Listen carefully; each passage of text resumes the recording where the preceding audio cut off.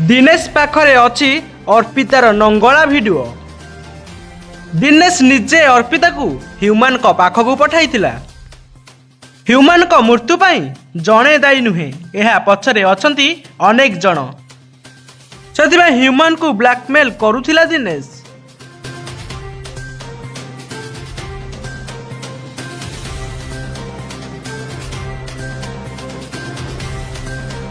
हाँ दर्शक बंधु, ह्यूमन को मृत्यु पछरे जणे नुहे बरम अनेक जण रहिछंती। ह्यूमन सागरंकर सेमितिरे मृत्यु होइनी, बरम से मृत्यु करने बाध्य होइछंती। से जानिकी हेउ किंबा अजाणतरे, मानसिक चाप पकाई हेउ किंबा शारीरिक संपर्क रखी। दर्शक बंधु, अर्पिता और ह्यूमन सागरंक लाइफ रे आसबा परे अनेक जनकर हाथ अछि, खास करी दिनेश। कारण जेहेतु दिनेश ह्यूमानकर मैनेजर थिला आ मैनेजर रही ह्यूमन को निज कथारे नचाउथिला।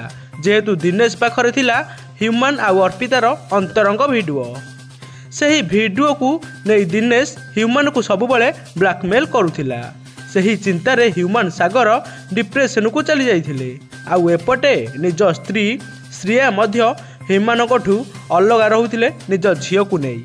केवल गोटे कारण पाई कहिले हबनी, ह्यूमन को मृत्यु पछरे अनेक कारण रही आउ अनेक जनकर हाथ अछि। ह्यूमन जड़े सरल मनीष बोली तांकू सरलतार फायदा उठाई।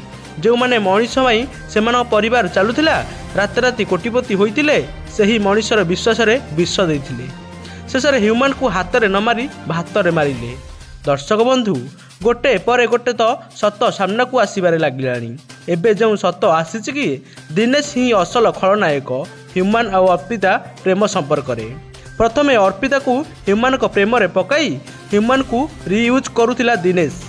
दिनेश पाखरे थिला अर्पितार नंगला भिडियो, आउ से नंगला भिडियो देखई ह्यूमन को ब्लैकमेल करुथिला दिनेश। ह्यूमन और दिनेश उपरे अधिक भरोसा करिथिला, निज सान भाई भलिया देखुथिले ह्यूमन सागर। हेले दिनेश पर मुहूर्त एमिति करिवे बोली किए बा जानिथिला।